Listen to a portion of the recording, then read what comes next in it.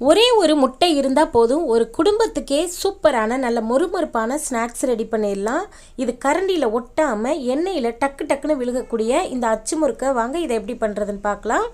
இதை பண்ணுறதுக்கு நான் இன்றைக்கி ஒரு முட்டையை உடச்சி ஊற்றிருக்கேங்க. இந்த மாதிரி ஒரு சின்ன கிண்ணத்தில் ஒரு முட்டையை உடச்சி ஊற்றிக்கலாம். இப்போ முட்டை சேர்த்துட்டு நம்ம இதை மாதிரி ஒரு விஸ்கு இல்லைனா ஸ்பூன் வச்சு நல்லா பீட் பண்ணி விடுங்க.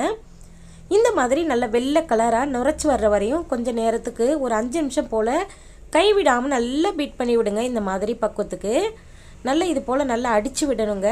அடித்து விட்டதுக்கப்புறம் இதில் நம்ம இன்றைக்கி 1/2 கிலோ மாவு எடுக்கிறதுனால இன்றைக்கி 200 கிராம் அளவுக்கு சீனி சேர்த்துக்கணும்.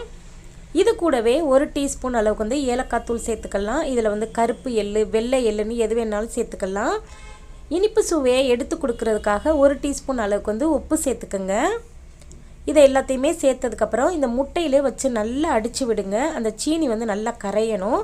இதை மிக்சி ஜார்லலாம் போட்டு அடிச்சிட வேண்டாம். இந்த மாதிரி வச்சு பீட் பண்ணால் போதும். இப்போது நல்லா சீனி நல்லா கரைஞ்சிருச்சு. இப்போ இது இருக்கட்டும். அடுத்து இந்த மாதிரி நல்ல ஒரு அகலமான பாத்திரம் எடுத்து வச்சுக்கோங்க. அதில் 1/2 கிலோ அளவுக்கு மைதா மாவு சேர்த்துக்கலாம். 1/2 கிலோ மைதா மாவு சேர்த்துட்டு நம்ம அடித்து நல்லா இந்த மாதிரி நல்லா சீனி நல்லா கரைஞ்சதுக்கப்புறம் எடுத்து வச்சுருந்த மைதா கூட இந்த முட்டை கலவையை சேர்த்துக்கலாம். இதை அப்படியே சேர்த்துக்கோங்க. ஒரு முட்டை போதுங்க. 1/2 கிலோ மைதா எடுத்திங்கன்னா ஒரு முட்டை போதும். இப்போ எல்லாத்தையுமே நம்ம சேர்த்துட்டு இதில் தண்ணி சேர்க்கணும்.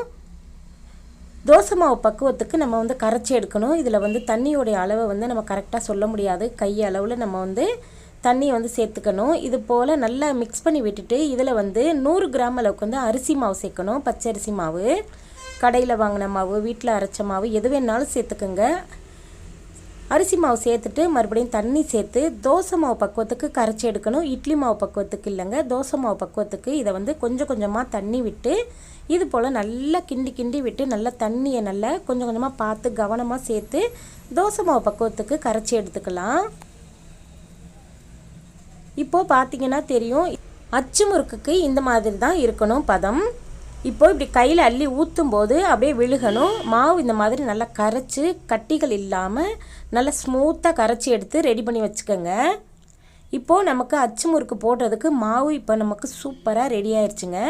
இது தாங்க அச்சு முறுக்கு கரண்டி. இதில் ஒட்டாமல் வருங்க. இது நான்ஸ்டிக்கில் கடையில் கிடைக்குதுங்க. எல்லா சூப்பர் மார்க்கெட்டு எல்லா கடைகள்லையுமே கிடைக்கிது அச்சு முறுக்கு கரண்டி.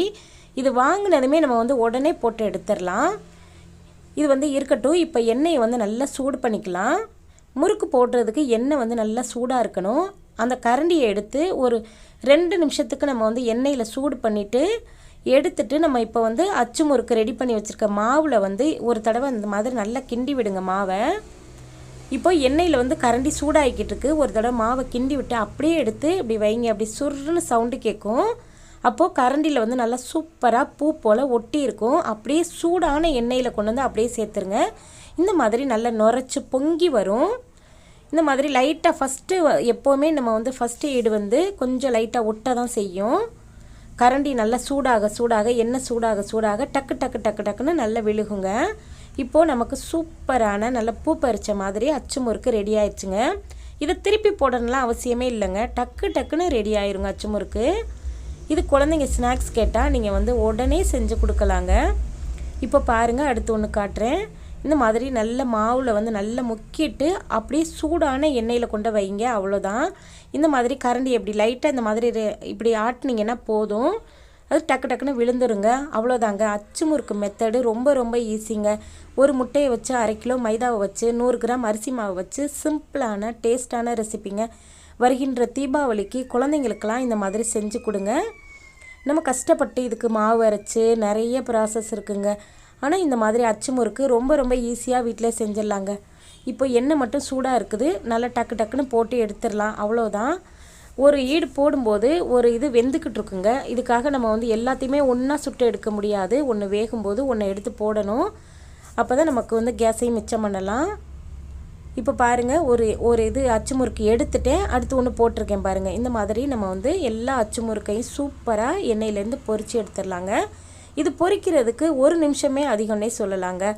நல்லா ஒரு சைடு வெந்துருச்சு. அடுத்த சைடு திருப்பி போடணும்லாம் அவசியம் இல்லை. அந்த கீழ் சைடு வெந்தாலே நமக்கு மேல் சைடு நல்லா சூப்பராக பொறுன்னு வருங்க. அவ்வளோதாங்க, நம்மளுடைய அச்சு முறுக்கு சூப்பராக ரெடி ஆயிடுச்சுங்க. இதே மாதிரி பக்குவத்தில் நீங்கள் செஞ்சிங்கன்னா கண்டிப்பாக 1 மாதம் ஆனாலும் கெட்டு போகாதுங்க. கார வடை அடிக்காது. இது சுத்தமான நல்ல ஃப்ரெஷ்ஷான எண்ணெயில் நீங்கள் செஞ்சிங்கன்னா கார வடை அடிக்காதுங்க. அவ்வளோதாங்க, ரெடி பண்ணி வச்ச மாவில் எல்லாத்தையுமே நான் அச்சு முறுக்கு போட்டு எடுத்தாச்சுங்க. இதே மாதிரி இதே பக்குவத்தில் நீங்களும் செஞ்சு சாப்பிட்டு பாருங்கள். செம்ம டேஸ்ட்டாக இருக்கும், நல்ல மொறுமொறுப்பாக இருக்கும், நல்லா கிறிஸ்பியாக இருக்கும். இந்த வீடியோ உங்களுக்கு கண்டிப்பாக பிடிச்சிருக்குன்னு நினைக்கிறேன். பிடிச்சிருந்தா நம்ம